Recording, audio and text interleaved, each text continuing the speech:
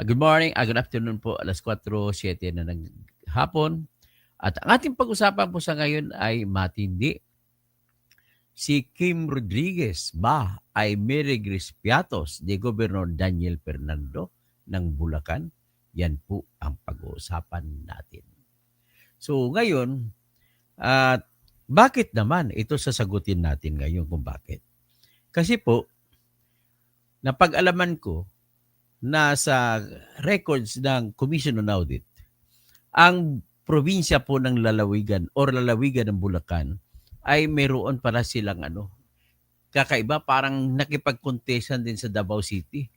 Ang mas malaki pa ata sa Davao City yung kanilang confidential fund na ginagasta ni Governor Daniel Fernando. 200 million kada taon. Grabe. Ito ayon sa record na aking ni-research. Ito ayon sa CUA, ngayon ayon kay Copilot ng AI ng Microsoft, sinasabi dito, Bulacan recorded the highest confidential fund spending in Central Luzon, disbursing 200 million in both 2022 and 2023, totaling 400 million over 2 years. These figures significantly outpaces other provinces in the region such as Bataan, 94 million only, Zambales, 72 million only. Under Joint Circular number 2015-01, local government units may use confidential funds strictly for activities tied to peace and order programs. These include crime prevention, law enforcement, anti-drug, and anti-smuggling operations, and efforts against illegal gambling, insurgency, and environmental crimes. If you're looking at ganito ang tanong, may mihura ba? May resulta ba? Ibig sabihin ng Espanyol kasi ng salita ang mihura eh. May kon ba? May pruweba ba na nagamit sa tama? Mr. Daniel Fernando? May pruweba ba? Oh. Ngayon, matindi ka pa, mas malaki pa kay Sara Duterte ang confidential fund mo. Si Sara Duterte, 125 million lang. Ikaw man, Governor Daniel Fernando. In 2022 and 2023, you've got 200 million each year. Grabe. Paano kaya 2024, 2025? Grabe. Tapos, ang isa pa, ano bang meron sa problema sa Bulacan? Tayo, malapit naman sa Metro Manila, malapit tayo sa Bulacan. Wala pa kong alam dyan na may mga rebuilde dyan. Ang alam ko, mayroong diyang isang batalyon ng Philippine Army dyan. Ang alam ko, ang Bulacan ay mas marami sa droga. Kaya nga, ang Bulacan, ang provincial commander noon ay si General Karamat ngayon, ang dami na matay dyan sa panahon ng war on drugs.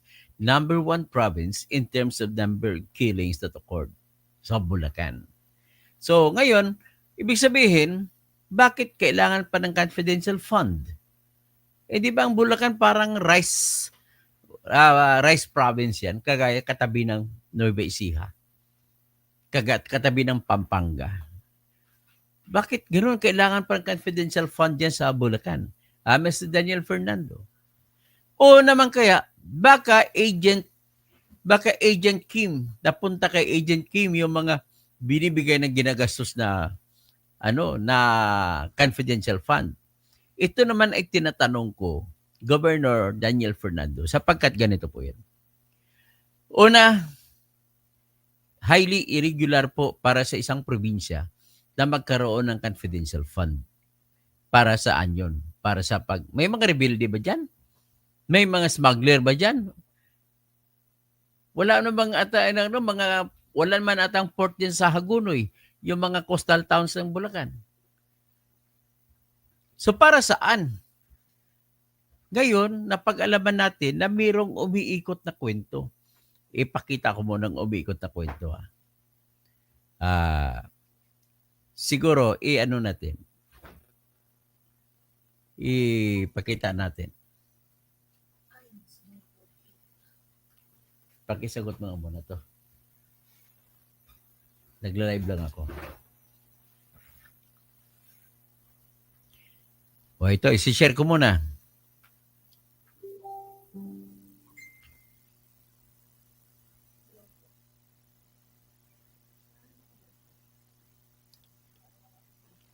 Oh,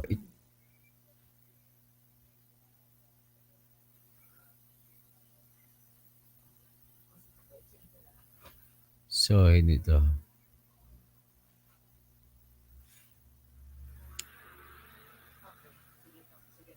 Sandali lang. Ito. Nagkamali ako ng kuha ng screen. Ito, share screen.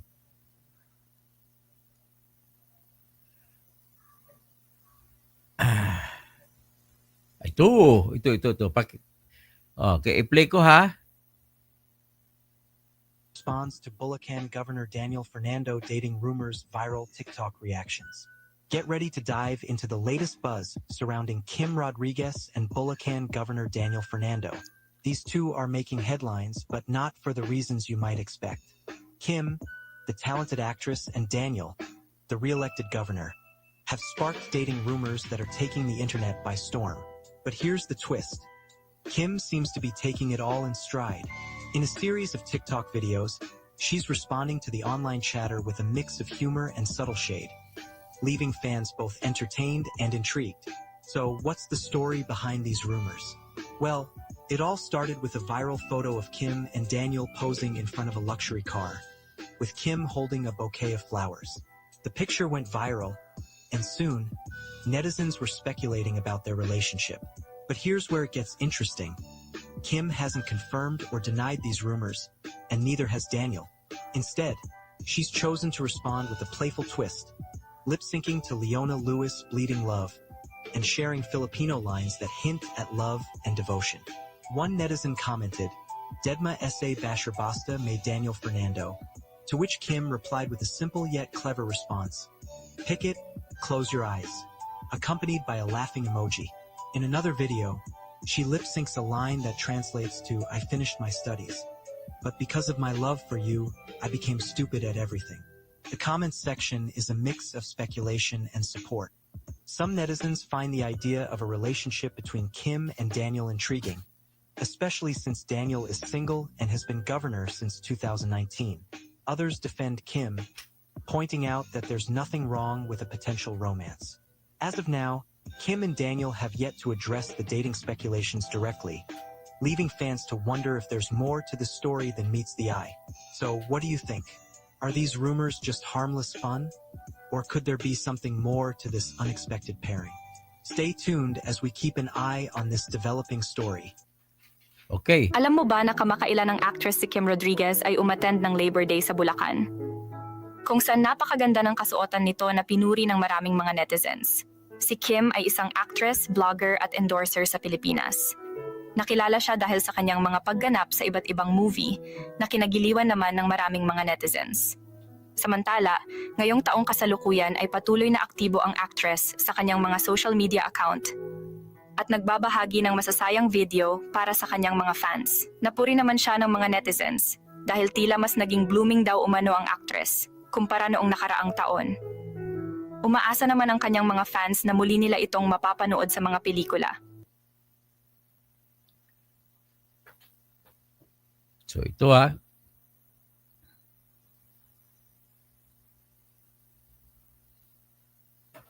Maghanap tayo ng iba pa ng Kim Rodriguez. Alam mo ba na kamakailan ng Kim Rodriguez responds to Bulacan.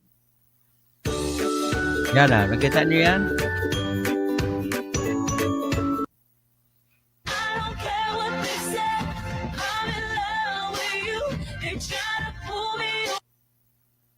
Kim Rodriguez and Daniel Fernando, love in the spotlight. Kim Rodriguez and Daniel Fernando. Image, Instagram, at Acosa Kim Rodriguez/Facebook, Daniel R. Fernando. Actress Kim Rodriguez is having a blast amidst the dating rumors swirling around her and re-elected Bulacan Governor Daniel Fernando. She's been responding to netizens' comments with a delightful mix of humor and a touch of subtle shade, keeping the buzz going strong. Rodriguez's TikTok page has been flooded with comments speculating about her relationship with Fernando after a photo of them posing in front of a luxury car, with the former holding a bouquet of flowers, went viral online. So ito pa. Welcome back sa aking channel. Governor Daniel Fernando nagsalita na sa totoong estado ng relasyon sa aktres na si Kim Rodriguez, at sa balitang pagbibigay niya ng luxury car at monthly million allowance. Panuurin at pakinggan ang buong detalye.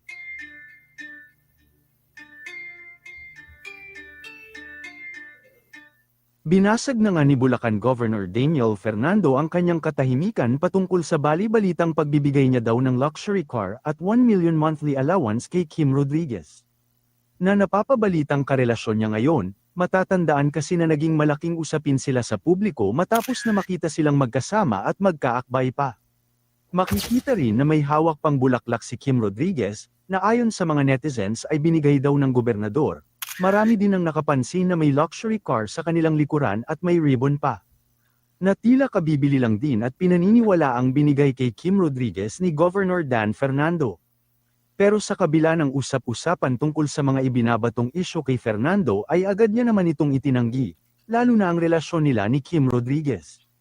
Dahil wala raw katotohanan ang mga kumalat na tsikang nakatatanggap ng 1 million pesos ang aktres na si Kim Rodriguez mula sa kanya.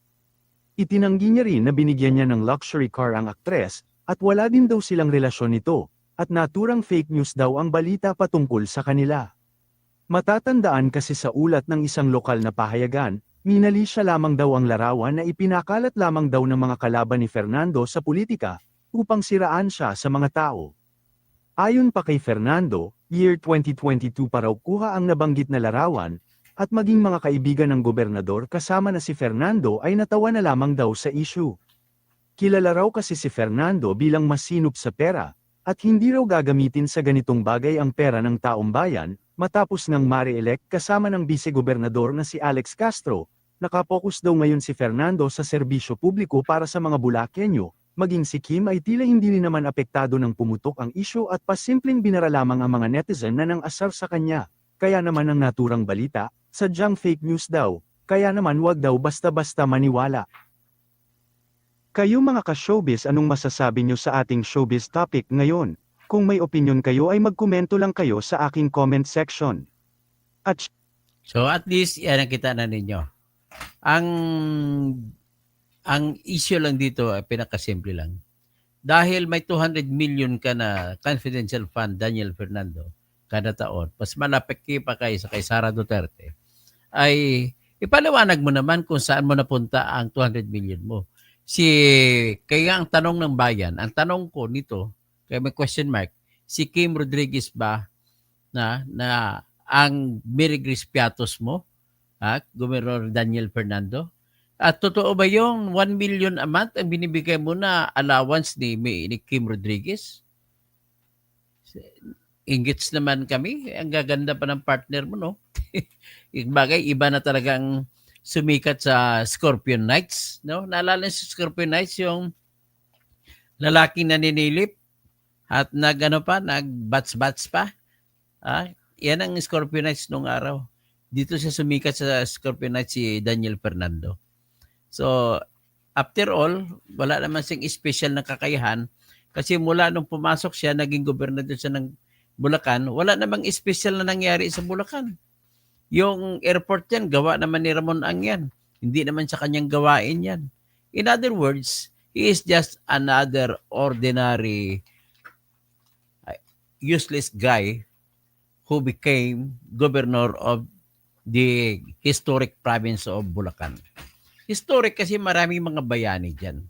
Actually nga, sa tingin ko, itong Bulacan ang pinakamaraming holiday sa buong probinsya, sa mga probinsya sa Pilipinas. Kasi nga maraming mga Bulakenyo na naging bayani sa panahon ng Espanya.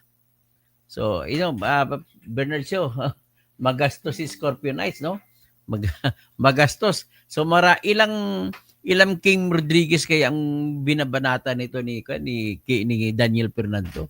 At nagtatanong pala si Orlan Mauricio na kinakasuhan mo lagi ng libel na kailan ka ba mag-asawa, Governor Daniel Fernando? Tinatanong ni Orlan Mauricio yan. At kailan ka raw magkakaanak? Yan ang pangalawang tanong. So, ngayon, tanong ni Orlan Mauricio, bakit hanggang ngayon wala ka pang pinapakilala na aasawahin mo na? Pero maraming kwento. Ang problema lang is, kung ganun po talaga ang kapalaran ng Bulacan, well, wala tayong magagawa. Ang Bulacan ay manatili ka na isang kaparihan ng mga ibang probinsya rin na walang magandang nangyari. Tapos, nais ko lang i-follow up. Si Daniel Fernando po ay kinasuhan ng isang batikang manunulat at sabihin natin newsman na lifetime o life member ng National Press Club na si Orlan Mauricio. Kasama ko dati sa People's Tonight at naging long time reporter siya ng RPN 9. Ang kasong sinampa ni Orlan Mauricio laban kay Daniel Fernando, lumalabas na masiba si Daniel Fernando sa pera. Kasi bakit? Nagkaroon ng tax ordinance o ordinansa o batas na lokal ang probinsya ng Bulacan na ipinasa ng bukal ng mga Bulacan. Ang batas na po yan ay tinatag na tax ordinance.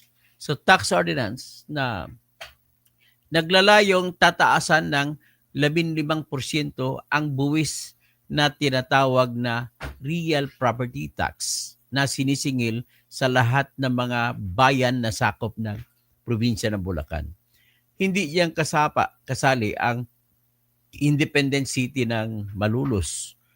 I don't know kung kasama ang city ang San Jose del Monte. But then I do believe napakasyadong repressive or oppressive yung pagtaas ng buwis para sa mga lupa. Itong tinatawag na amilyar. Tinaasan nila ng 15%. Ngayon, wala pong buwis na maaring sisingilin sa mga tao kung hindi pa ito maipapalimbag o maipublish sa newspapers of general circulation. So, kailangan i-publish ito. Ngayon, ito naman dito ngayon pumasok, kinasuhan siya ni Orlan Mauricio. Ang kaso ni Orlan Mauricio sa kanya ay ganito, bakit mo ipinablish sa isang newspaper? Ano bang pangalan ng Chronicle? Nakalimutan ko pangalan ng Chronicle. Na hindi naman siya accredited na isyuhan na ng RTC Malolos na blacklisted ang newspaper na yun. Bakit doon nyo pinablish? Ibig sabihin po, ano yan? Graft and corruption. Pagkatapos mahigit 20 million na ang kinita ng blacklisted na dyaryo na yan. At bakit mo pinablish dyan, Mr. Daniel Fernando? Bakit? Wala ka pong kapaliwanag. At yan naman hindi mo naman maitatanggi. At naipublish naman dyan sa Chronicle na yan. Ngayon, pinablish mo yung tax ordinance doon sa dyaryo na yan na blacklisted. Ibig ba sabihin, pwede bang maniningil ang Bulacan Province ng mga buwis sa mga may-ari ng lupa sa buong Bulacan? Nang dahil lamang ang inyong ordinansa sa pagpapataas ng buwis sa real property tax ay naipublish sa blacklisted yan newspaper? I beg your pardon, Mr. Daniel Fernando. Dapat hindi ka pwede maningil ng tax ngayon. Ibig sabihin po, pag hindi pa na ipapalimbag o na ipublish yung isang batas, ay hindi pa po siya pwede ipapatupad. Pero naniningil na kayo. Ibalik niyo sa tao ang lahat ng siningil ninyo. 2 billion po mahigit ang kinikita niyo sa buwis lang. Ibalik niyo yan sa tao na nagbabayad taon-taon. Ngayon, ang pinaka-problema mo rito, Mr. Daniel Fernando, sinulatan ka na pala. Kasi si Orlan Mauricio po ay meron din po siyang dyaryo na tinatag na Metro News Bulacan. At siyempre, nagsumasali din siya sa mga bidding kung may ipapublish. Sumali siya sa bidding diyan sa probinsya ng Bulacan, hindi siya nananalo. Yun pala doon na ang binibigay lagi. Blacklisted pa. Ang kalaban niya, sertipikado, mayroong accreditation sa lahat. Kasama ang PhilGips. Bakit ginagawa mo yan, Mr. Daniel Fernando? Tataka naman ako, naloko mo yung mga Bulakenyo. Di ba? Ngayon, maliban sa 200 million na kinikita mo kada taon, hindi ko alam kung paano mo ginastos. Kaya nakakakonsensya. Miss, ang House of Representatives, pinapaliwanag, pinapi-impeach si Sara Duterte dahil sa 125 million na confidential fund. Tapos ikaw, meron ka pang Kim Rodriguez. Nagbumibili ka pa kuno ng ano. Bakit ka nagpa-picture dyan sa harap ng bagong-bagong FJ na Toyota? Bakit ka nagpa-picture nun kung hindi ka bumili nun? Kasi ako, bumili din ako ng kotse. Bago ilabas ang kotse, nung bumili ako ng Nissan Kicks, bago nilabas sa akin, ay nagpa-picture muna kami, may ribbon pa. Parang may ribbon cutting. Yan, kapag nagpa-ribbon cutting, ibig sabihin, bumili ka. Hindi naman gagawin ng Toyota yon kung hindi ka bumili. At bakit nung bumili ka, katabi mo si Kim Rodriguez? Bakit? At bakit may bouquet of flowers pa si Kim Rodriguez? Anong ibig sabihin nun? Pwede mo ba sabihin na niloloko mo lang mga Bulakenyo at mamamayang Pilipino? Na wala kayong relasyon? Kung walang relasyon, bakit nandun siya? Nang bumili ka ng sigurado bumili ka ng, kasi wala namang kakayahang bumili si Kim Rodriguez ng mahal na FG. Luxury car kaya yan.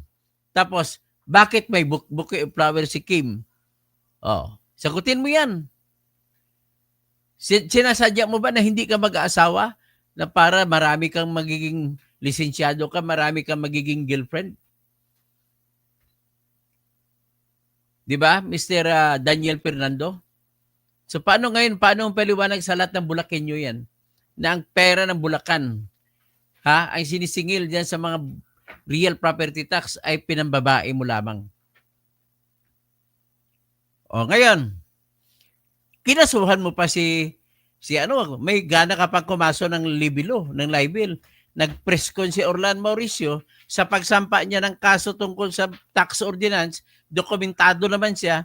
Bakit ka kumaso ngayon ng libel? Pangalawang libel case mo na kalaban kay Orlan Mauricio. Ibig sabihin po, ang lahat po ng opisyal ng bayan na nagsasampa ng libel, ibig lang po sabihin yan ay nasasaktan siya sa mga sinusulat. At isa lang po ang ibig sabihin kapag nasaktan ang tao sa isang sinusulat o isang pinapalimbag. Ibig sabihin po, totoo po yan. Kaya pilit mo, tinatabunan, gusto mo iparating sa lahat na nagkikarinig, nakakita, ay, hindi totoo nga, kumaso nga si Gobe. Kabaliktaran po. Ang ibig sabihin lang yan ay totoong sinasabi ni Orlan Mauricio na kumita ka sa publication yan, meron kang kahati dyan sa binabayad sa Chronicle na yan. Mr. Daniel Fernando. Kumasok ka pa ng libelo. Paano magkaroon ng libel yun? Nagkikwento lang si Orlan Mauricio nga, nagsampa ako ng file at nagfile ako ng kaso sa ombudsman laban kay gobernador. May masama maron. At kinwento nila kung anong naman ang kanyang kaso. Pangyayari yun. Totoong nangyari, nag-press con pa. Kaya ang dapat sa mga taong ito, hinihiling ko na kung akong senador, magpapasa ako ng batas na tinatawag na slap. I will slap you. Mr. Daniel Fernando, I will slap you. Ano ibig po ng slap? Ang slap po, yun ang mga suit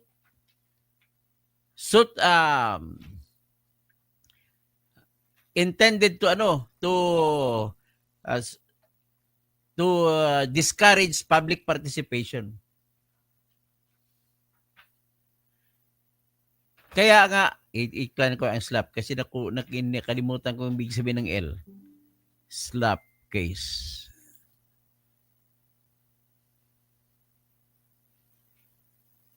Ayon, strategic lawsuit. Strategic lawsuit. against public participation. Kaya mo kinasuhan si Orlan Mauricio para wala na magpo-post sa Facebook na magkwento tungkol sa kay Kim Rodriguez, tungkol sa tax ordinance at tungkol sa dyaryo na ginamit mo na blacklisted, pinablis mo yung batas. Yan naman ang ibig sabihin ng ginagawa mo. Dapat ko, ako senador, magsasagawa ako ng slap case, ng batas na slap. Ang sino mang tao na magsampa ng kaso, ng label, ang pakay niya ay para matatakot ang ibang mga tao sa mga netizens na sumali sa isyu. Ganun lamang kasi kasimple. Ay, nako. So, unworthy, sino po ba ang pwedeng mag-check sa expose ni Kung Toby Chanco sa corruption sa Kongreso? Sige, i-check natin yan. Sweet, meron ka bang bigyan mo ko ng link, anonsi para ma-check natin. Si Sweet Love Grace, good afternoon po, Attorney, God bless po. MA, Panotis Attorney Kausing, Maricor Evangelista. O, sino? Ay, MA, Maricor Evangelista. Shout out sa iyo. Sino pa yan? Si Esen. Hello, Engineer Toto. Perez, Presperes, Amayap, Agat Panapon.